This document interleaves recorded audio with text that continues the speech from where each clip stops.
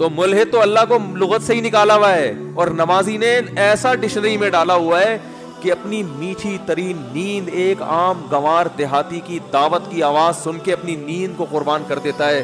اور پھر سردیوں میں وضو کرنا کتنی ٹینشن کا کام ہے, غسل فرض ہو جائے تو غسل کرنا پڑتا ہے, اور وہ ساری تیاری کر کے پراپر طریقے سے.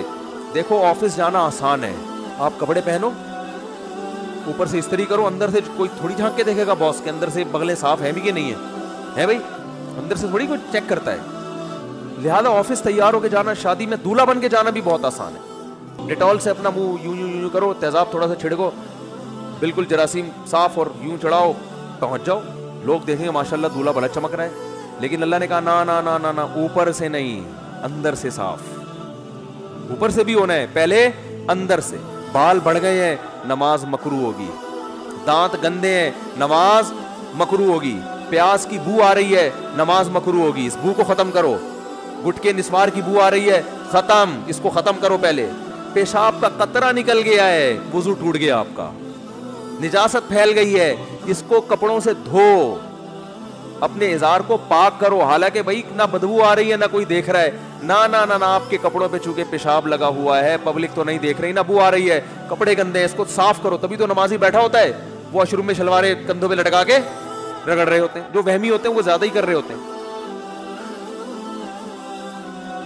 ورنہ کیا مسئلہ ہے, انگریزوں کی طرح ہم بھی جائیں واش روم میں, ایک جناب پیشاب کیا اور نکلے. گورے تو میں نے تو دیکھا ہے, باہر ملکوں میں گیا ہوں, گورے تھوڑی اتنی ٹینشن کے بیٹھے ہوئے ہیں, انتظار کر رہے ہیں کہ کب قطرے آنا ختم ہوں گے, پھر ہم استنجا کر کے باہر نکلیں گے. گورا کیا کرتا ہے, جایا کھڑے کھڑے اس نے پیشاب کیا, چھینٹیں پڑوسیوں پہ پڑ رہی, ویسے اتنے صاف نیٹ کلین گورے جو ہے نا, ویسے آپ دیکھو ایسے ہر چیز. وہ انہوں نے تو باقاعدہ ان کے یہاں تو وہ ہوتے ہیں جراثیم مارنے والے کیمیکل ہوتے ہیں, اس سے وہ ہاتھ صاف کر کے پھر کھاتے ہیں.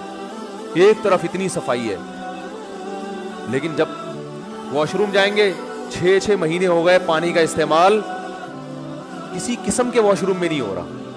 یعنی ایک تو چھوٹا واش روم ہوتا ہے, ایک بڑا واش روم ہوتا ہے. There are 2 types of washrooms. میں سمجھتا تھا کہ چھوٹے واش روم میں نہیں استعمال ہوتا, پتہ چلا کہ بڑے واش روم میں بھی پانی کا استعمال نہیں, وہ بھی ٹیشو سے چل رہا ہے حساب کتاب.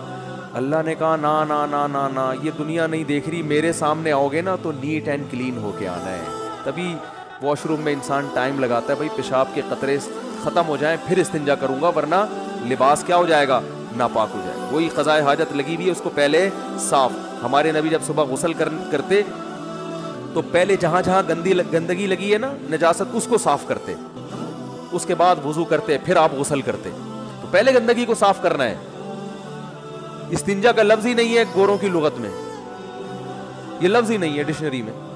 تو اس طرح سے انسان اتنا تو آفس جانا بھی, نمازی کو اپنے کپڑوں کو پاک رکھنے میں بڑی تکلف سے کام لینا پڑتا ہے.